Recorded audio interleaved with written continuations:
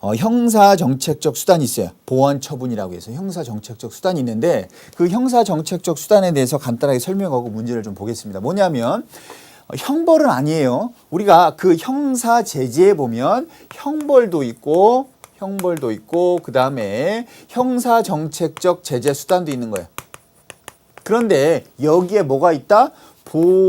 보안처분하고 보안처분, 그 다음에 보호처분이 있어요.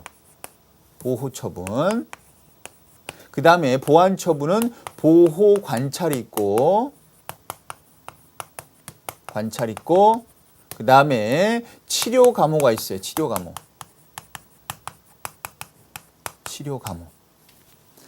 그러면 어떤 학생들이 헷갈리죠? 선생님, 보안처분하고 보호처분하고 뭐가 틀린 거예요? 틀린 거죠. 틀린 거.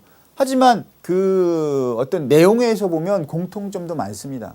보호관찰은 보호처분에도 있어요. 보안처분에도 있고. 자, 우리 보호관찰법에 보면. 그런데 보호처분은 뭐냐면 소년범에 대해서. 소년범. 19세 미만 소년범 10세 이상 19세 미만 보호처분 가능하잖아. 그걸 얘기하는 거예요. 여기는 이제 그 다른 여기는 이제 소년범 외.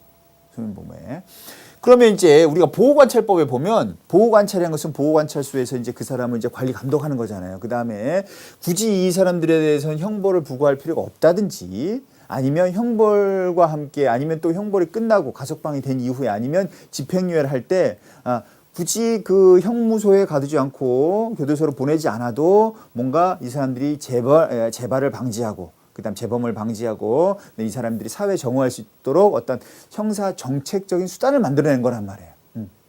그래서 막 전화하고 막 그다음에 감독하고 예전에 뭘 봤는데 뭐 이렇게 뭘 걸렸는데 그래서 막 항상 전화하더라고요. 오전에도 전화하고 오후에도 전화하고 뭐 아니면 뭐 음주 뭐 중독됐다 그러면 이제 대신 뭐 어디에 가두지는 않은데 그걸로 인해서 뭐 매일 전화해가지고 뭐 확인하고 술 먹었냐 또 술을 안 먹었다 그러면 믿을 수 없잖아요. 그래서 찾아가서 확인하기도 하고 뭐 아니면 뭐 기계가 있어서 불어보기라도 하고 뭐 그럼 데이터가 들어가요. 그다음에 뭐 발찌 같은 게 있어서 어디 이상 넘어가면 뭐 이제 불이 들어와서 표시가 들어가고 뭐 이런 것들이 다 어떤 보호관찰과 관련돼서 그래서 우리 보호관찰법에 보면 보호관찰법에 뭐가 있냐면 보호관찰이 있고 그다음에 여기에 같이 뭐가 있냐면 수강명령이라든지 뭐 수강하게 하는 거예요. 뭔가를 교육적인 것들 만약에 알코올 중독이다 아니면 뭐 그런 거 관련이다 그러면 뭐 그런 사례 등 뭐 그래서 뭐 여러 가지 안 좋은 사례 뭐 병 뭐 이런 뭐 아니면 범죄 뭐 이런 부분에 대해서 우리가 이제 수강하도록 하고 그 다음에 사회봉사는 다양한 것들이 있습니다. 뭐 교통지도부터 해가지고 뭐 다양한 것들 뭐 아니면 요양원에 뭐 아니면 그 다음에 뭐 어디 그 아픈 분들이 있는 어떤 그런 뭐 거기 가서 이제 봉사하기도 하고 뭐 몇 시간 뭐 이렇게 주어지기도 하죠. 다 어디에 보호관찰법에 있는 내용들이다. 그러니까 우리가 이런 것들을 이 범위에서 보면 된다. 그 다음에 우리가 소년범에 대한 보호처분 다양한 것들이 있었는데 거기에 뭐 보호관찰도 있고요. 그 다음에 거기에 뭐 우리 소년원인데 소년들만 가는 곳은 아니에요. 소년원. 자, 그래서 뭐 그 외에도 다양한 보호처분들이 있었어요. 우리가 뒤에 청소년 보호와 관련돼서 이미 그 지문에 넣어놨습니다. 그 다음에 이것을 지도하는 뭐 부모한테 보내서 그 관리 감독할 수 있도록 하는 것도 하나의 보안 처분 중에 있습니다. 자, 이러한 것들이 있고요. 그래서 우리가 이 그 형벌과 함께 뭐가 형사 정책적 수단으로 형벌은 아니지만 보안 처분이나 보호 처분이 있고 보안 처분. 치료 감호는 뭐냐면 치료를 요하는 거예요.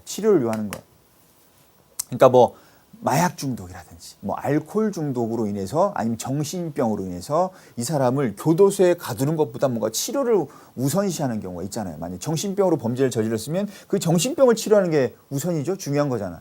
영화에도 많이 나오죠. 영화에도 많이 나옵니다.